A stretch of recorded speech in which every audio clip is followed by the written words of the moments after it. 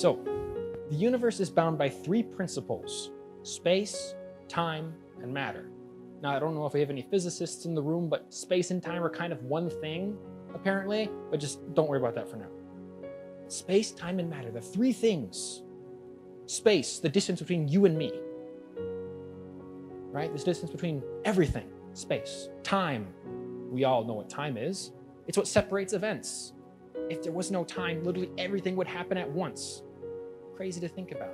But time, okay, sure. And matter, everything you could hypothetically touch, everything we're made out of.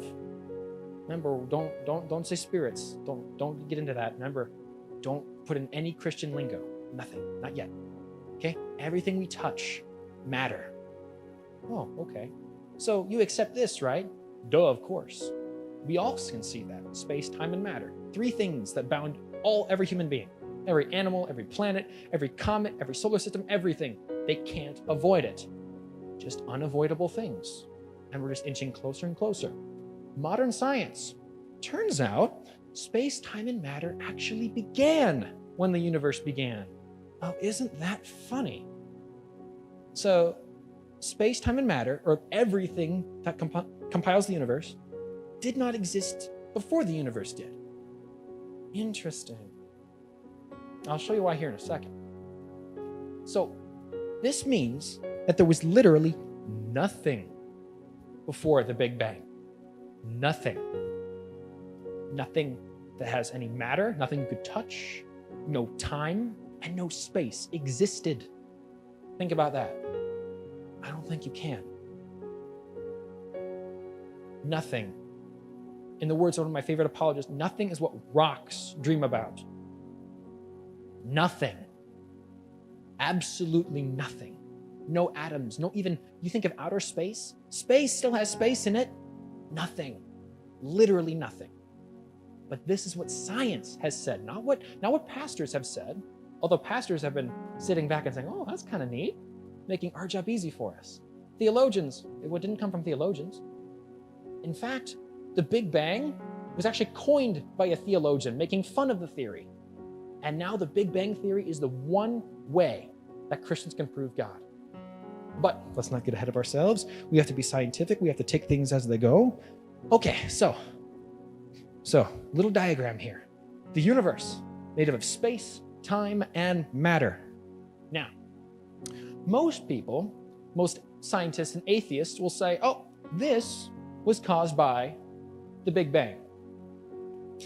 And we say, okay, for the sake of argument, I won't disagree with you. I won't agree with you. I'll just say, for the sake of argument, you're the one that believes it? Sure, we'll go with that. But most Christians just say, well, God did it. And it's true, God did it. But remember, there's a disconnect there. They believe in the Big Bang, and we believe in God. But, hold on. Doesn't the Big Bang need a cause too? Doesn't it follow the same rules as the universe does? Has to. Unavoidable.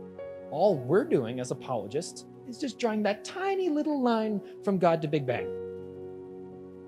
Remember, we don't have to have everything completely true and according to the Bible when we're witnessing to these people.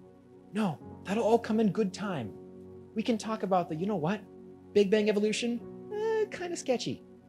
But when we're in these conversations with people, what really matters is getting the light bulb to go off in their head saying, oh, wow.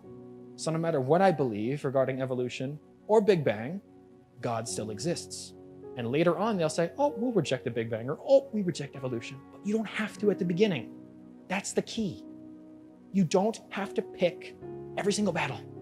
No, pick certain strategic battles, and these are the ones that'll get you the result. You can always get all the incorrect things out later, right? That's what church is for. But when you're evangelizing, you find those common sense things that they cannot deny, and that'll lead you to truth. So let's find out what drew that line, shall we? So I'm just gonna brainstorm here. See if you guys can guess it. So sound like someone you know. Remember, before the universe, according to science, no space, no time, no matter. Okay, fair enough. But the universe also needs a cause, doesn't it? Okay, combine the two.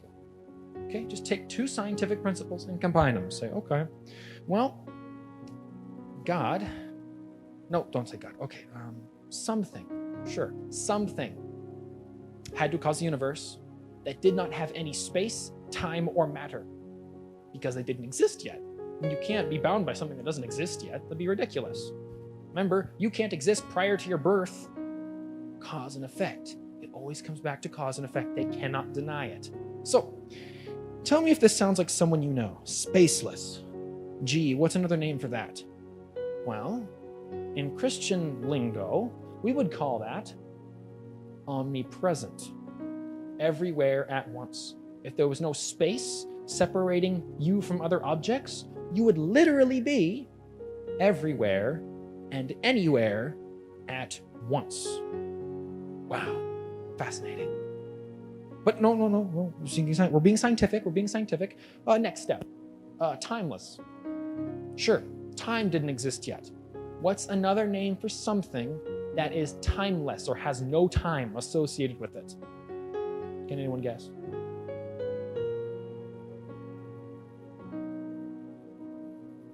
Eternal. And the funny thing about being timeless, you avoid the whole cause and effect problem. Do you have to begin to exist if you've always existed? No. Do you begin to exist? Time. Do you begin to exist if you've always existed? No. See, the only way you can avoid the rule is if you don't have any space, time, or matter associated with you. The only solution. No other solution. Okay. Being scientific. Don't get ahead of ourselves. Last one. Matterless. You guys want to know something? I'll just ask you a question real here. What is something if it's not physical?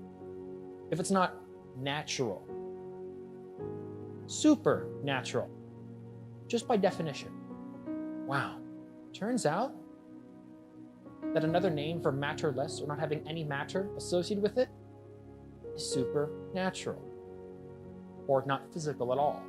You can't touch it. Well, at least the sense with matter. But you see what we just did? What is the cause? Well, the cause is something that is spaceless, timeless, immaterial, or in other words, omnipresent, eternal, and supernatural. And it was the cause of the universe and everything in it. Wow. And you know what, ladies and gentlemen? That is what we call God.